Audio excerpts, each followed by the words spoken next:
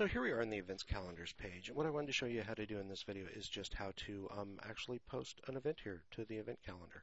You'll see the men's breakfast that we have in there right now. It's a repeating event. So we'll be able to go over repeating events in this example too. So here I am in the administrative interface, and I'm going to come over here to components and down to JEvents. I think we may have used JEvents before in another system, so you may be familiar with this. This is just a customized template for JEvents is what it is. Once I'm in here, I'm going to go ahead and come over here to manage events, and that's going to show me the events that we have. I'll come in here to men's breakfast, and you'll see here I have an area for the title, and then I can even change and specify who the creator of the event was.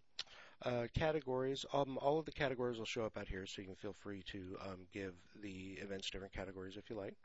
You'll always want this to be public, and this will always need to be published as well. So both of these will need to remain as they are right here. Then this is the area for the description of the event, and this is when people click on the event. This is what they're going to see right here under details. And then down below that is an area for location, and then contact and extra info. This could be a person that they might need to contact if there was an RSVP or they wanted information about it. And then right over here is an area for extra info, maybe contact details for this individual or such. Over here on calendar, this is where you would specify the event's time. If it's a same day event, it's not a multi-day event, then you would just select the same day, give it a start and an end time. If there's no specified end time, there's a selector for that. If it's an all-day event or an unspecified time, selector for that. And then it will automatically select 12-hour, but if you want it to be like in a 24-hour military time, you can unselect that.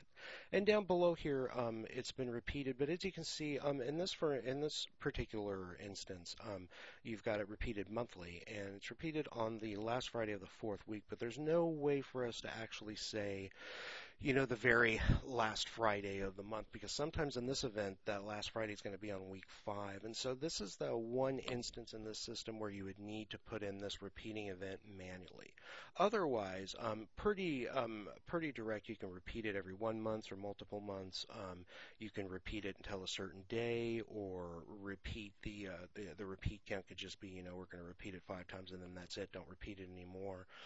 So it allows you to configure this pretty focused so that you don't actually have to come back in here and delete events. If this is an event that's going to be repeated for 3 months, but that's all, then you can go ahead and set this like it would be an event that would be repeated every month, but then just say that it's going to be repeated 3 times, and then that's what would be it, and then it would fall off the calendar. And you can repeat it by day. You can say, okay, this is the Friday, or if it's an all-week event, you could just say week 4, or it would be Friday of week 4, or you can select multiple days, as a matter of fact. Sometimes when you first select this, you'll see these will be all down here in green, and that means that it would be Friday of every week.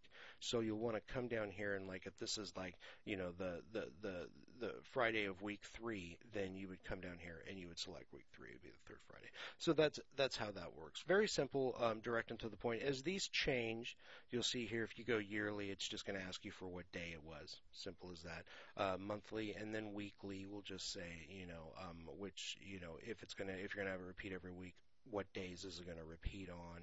And if it's getting repeated daily, it's just going to ask you the interval. Is it just repeated one day, or if it's daily, how many days apart from repeating, and then a repeat count and a repeat until. So a pretty direct and to the point how to add events and recurring events. But unfortunately, in this one instance, since this is an event that starts at the last Friday of every month, and there is sometimes a 5th week there that the Friday falls on, this is one of those events you would need to enter in there manually. So anyway, that's just a quick overview of events in the system. If you have any other questions or anything, just let us know. Thanks.